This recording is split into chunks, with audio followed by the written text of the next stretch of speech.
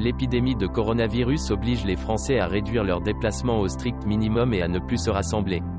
Le monde du spectacle en pâtit, les artistes en première ligne, privés de public. Pourtant, certains trouvent des solutions pour rester au contact des fans. Les Italiens, ces fous d'opéra, ont eu la merveilleuse idée de chanter chaque soir sur leur balcon, pendant le nécessaire confinement lié à l'épidémie de coronavirus. Et si nous, on sortait les crayons pour triompher de l'ennui et de l'angoisse ?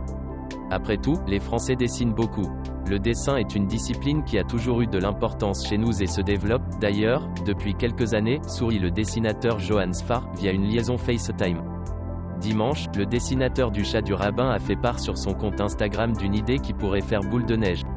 Il a incité les élèves de l'atelier qu'il anime d'ordinaire, aux Beaux-Arts de Paris, à raconter et dessiner cette période bizarre. Suivez la page de l'atelier pour les encourager, a-t-il demandé à ses followers. Et très vite, des non-étudiants ont demandé s'ils pouvaient participer. D'autres ont contacté directement les élèves, qui mettront dans la story du compte Instagram les dessins qu'on leur enverra. Tout ce qui permet d'exprimer nos émotions, de mettre en perspective ce qui nous arrive, est utile. Il n'est pas question de forcément bien dessiner mais de raconter correctement et malheureusement, c'est une période où on aura tous beaucoup de choses à raconter. Son camarade Lewis Trondheim propose de son côté un concours de bande dessinée sur Instagram. On peut gagner un de ses dessins. Ce moment, bizarre, comme il dit, il le vit en parlant beaucoup à ses amis. Je suis très content que Skype fonctionne. Par exemple, je parle avec Lewis Trondheim toute la journée. C'est comme si on était dans le même atelier mais à distance. On fait au jour le jour.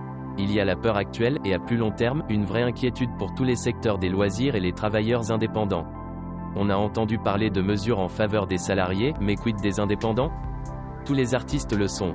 Les éditions Delcourt viennent d'annuler toutes leurs publications à venir et on les comprend puisqu'il n'y a plus de librairies. On essaie de rester calme. Comme les dessinateurs sont des populations de grands anxieux, il faut bien qu'on mette notre anxiété quelque part, donc on dessine. Après, le côté positif de ce drame, c'est que je sens une vraie chaleur un peu partout. J'ai l'impression que les gens ont envie de moins se disputer. Et si ça pouvait déboucher sur quelque chose d'assez fraternel, tirer bas même au niveau international, après un premier réflexe qui consiste à blâmer les autres pays, ce serait pas mal.